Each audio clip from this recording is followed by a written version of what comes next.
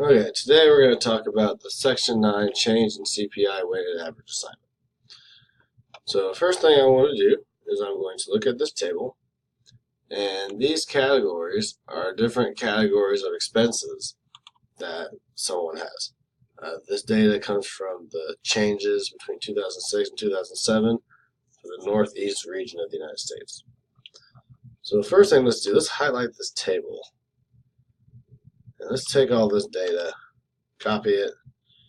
I'm actually going to go over to here and just paste it into an Excel sheet. Okay, so once we do that, you'll notice that you can't really read all of it. So if you double click between the columns, it'll expand them a little bit. Expand them so they fit. There we go. All right, so what we can see here is food is 15% of our budget.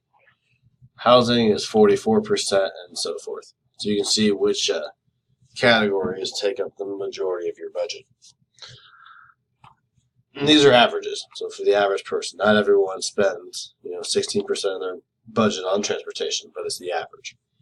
This here is talking about how much each of those categories actually went up or went down. So food and beverage went from whatever it was before is now up 4%. So it's 4% more expensive to buy food than it was the year before. Housing, in 2007 is 3% higher than it was in 2006. So this is fairly typical that CPI increases for the majority of these. Now, recreation and apparel, those have actually become less expensive. Now, that is not usually very typical of CPI, but it does happen. Sometimes things go down in price. Okay, so what I want to do is, first off, my weights, I want these to be written as decimals. So 15% would be 0.15. So one thing I can do is if I highlight these, I can go up here. If you try to make them percents, what it'll do is it'll make it 1500%, which is not what I want. I want it to be 15%. So you can't just click on it and make it a percent. What we really want to do is just move the decimal over a couple of places.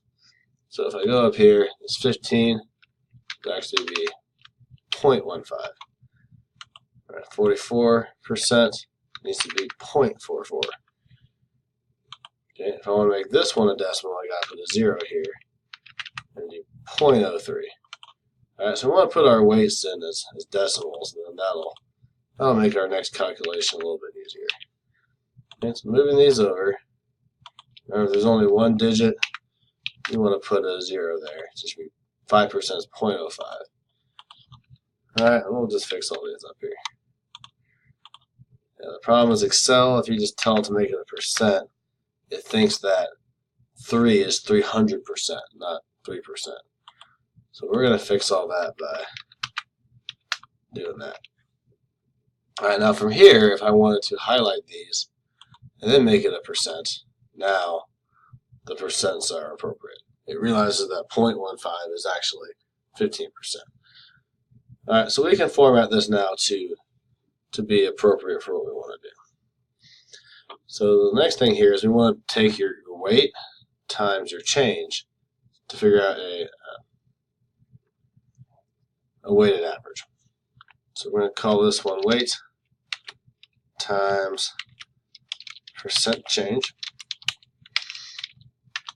All right, we can make this a little bit bigger.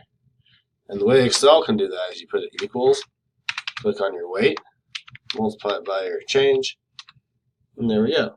That gives you your weight times percent change. So I can take this, drag it down so I don't have to repeat that calculation every time. And this is the percent change average here. So to get the sum of that, I do equal sum, highlight this column here. Alright, and so what this tells me is that while food and beverage went up 4%, housing went up 3%, apparel went down, kind of the average increase or decrease of all these goods was 2.5%. Alright, so on average, any expense you have is 2.5% higher than it was before. We can't just take these numbers and average them because housing is a much bigger expense than, say, apparel. So we want this 3% to be weighted more than this 1.5%. And that's what the multiplying weight times change does. All right, so if we look at our number here, housing made up the majority of it. 1.33 is the majority of this number. And by multiplying weight times a change, we're making each of these numbers more or less important depending on the weight over here. Now, so this is kind of the way we do that. So we take this, I'd probably do something like highlight it so we know that that's our final answer. Okay, so the final one here says that our weight, that our kind of average increase for any item is 2.58% increase. All right, now we hop over here and look at the rubric real quick. We created that column, we used formulas, we added them up. We want to format this table. All right, it's important that anytime you make a table, you format it to look nice. So what I like to do is just take all these things and make them bold. Then highlight the whole table. Go to Format Cells. I like to put a thick border on the outside and a thin border on the inside. And that's just a nice basic formatting. Another thing I like to do is highlight the titles and then go back to Format Cells and put a double line here in the bottom. Hit OK. It's just a nice looking table. Now what we're going to want to do next in this project is you're going to want to basically make a whole new table, but instead of using their data, it says you're going to estimate the weights for the categories above in your life and use the spreadsheet to calculate how much your cost of living would have increased. So if we go back here, what I can do is instead of copying the table, go down to the sheet, right click and do move or copy. Click move to the end and click create a copy. So now we have two separate sheets that are the exact same thing. We want to take sheet 1 and we want to rename that original data. We're going to rename this one our data. I think the instructions actually say my data. Okay, when you have instructions that specifically say to label something a certain way, go ahead and use the convention that you're asked to use. You always want to follow those types of directions. Okay, so here's my data, and my data is not the same as regular data. If I look at this, education and communication, maybe I only spend 5% on that. Change that to 5. Other goods and services, medical care, maybe that's 10. Maybe my housing's only 35. Okay, so you're going to adjust these weights, and as you notice, I'm going to spend 20% on food and beverage.